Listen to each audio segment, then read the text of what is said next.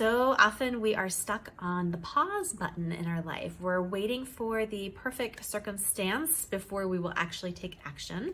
Sometimes we're waiting for the perfectly laid out path for us of, oh, I want that, and how do you do it? X, Y, and Z, and moving forward that way. Sometimes we're waiting for people to enter our life, like I'm going to have a wonderful romantic relationship, but only after that person finds me. I'm going to finally have that business I desire or write that book. And really, we're waiting for the perfect circumstance again to come, the perfect mix of circumstances to be able to finally take action. This is very destructive. It's destructive for a number of reasons. A lot of times when you are waiting and waiting and waiting and waiting, you just continue to wait. You get in that pattern, and before you know it, your life is kind of in maintenance mode.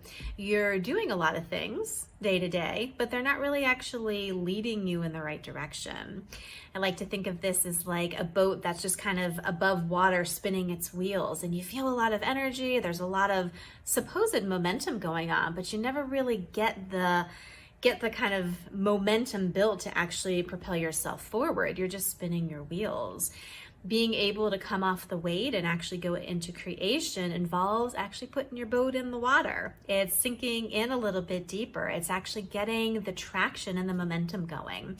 And one way to kind of trick yourself into doing that is just keep reminding yourself there is no time like now.